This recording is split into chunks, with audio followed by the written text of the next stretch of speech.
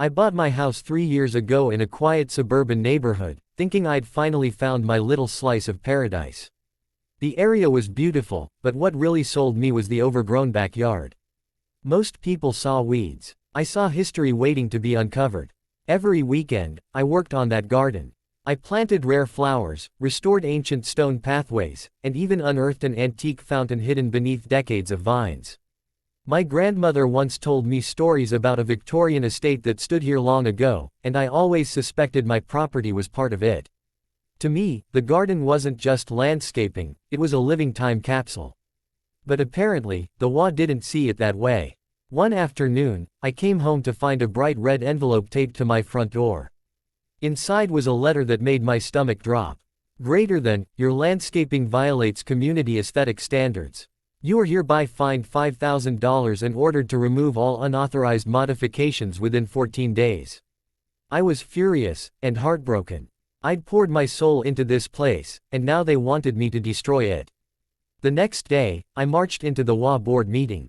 5 members sat around a long polished table, led by none other than Karen Whitmore, the president and self-proclaimed queen of the neighborhood. Karen didn't even let me sit before speaking. Greater than, your yard, she said, looks like a jungle. This is a respectable community. We have standards. I took a deep breath. This garden has historical value. I've restored stonework that's over 100 years old. I even found a fountain from the 1890s. Karen rolled her eyes. Greater than, history or not, it's ugly. You either tear it out, or we'll fine you until you comply. Some of the other board members looked uncomfortable, but no one dared challenge her. I left that meeting feeling defeated, until my neighbor Bill caught up with me in the parking lot. Greater than, listen, he whispered, glancing around, Karen's been after your garden for months. She wants all the yards to look the same.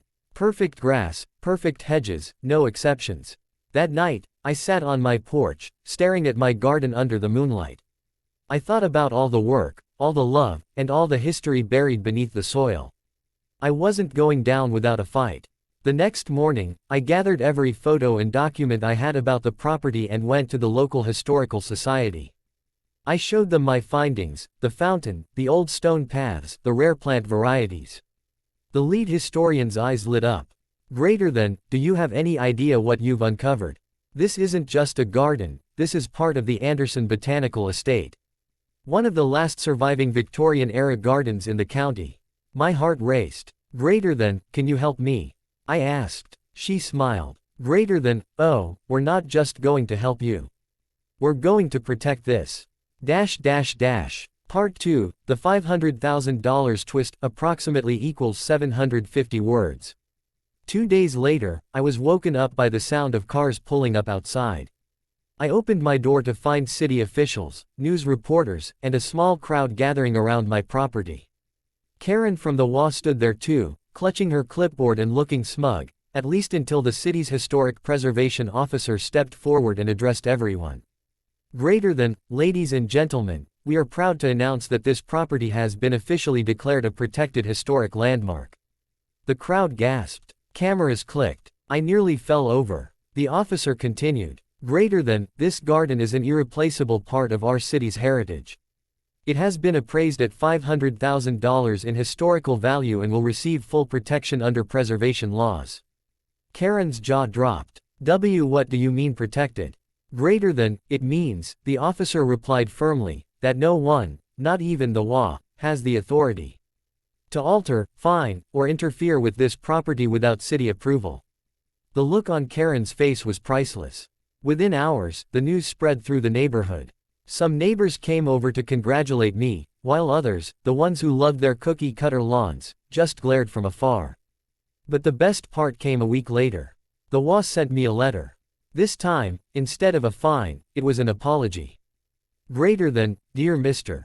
Thompson, upon further review, the HOA recognizes the historical significance of your property and hereby rescinds all fines and compliance requests. We apologize for any inconvenience. I framed that letter. The city even offered me a grant to maintain the garden and invited me to collaborate with their preservation team. Tourists now visit my property on weekends, and the garden has become a local attraction. Meanwhile, Karen hasn't spoken to me since.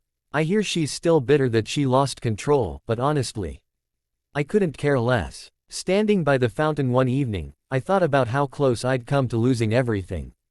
If I'd given in, if I'd destroyed the garden to appease them, the city's history would have been erased forever.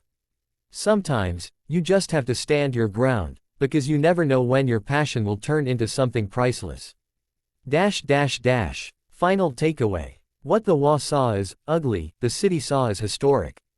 What they tried to destroy, I saved, and it ended up being worth $500,000. Do you also want me to make a YouTube thumbnail prompt and a clickbait style tagline for this story? It'll make the package complete. Should I?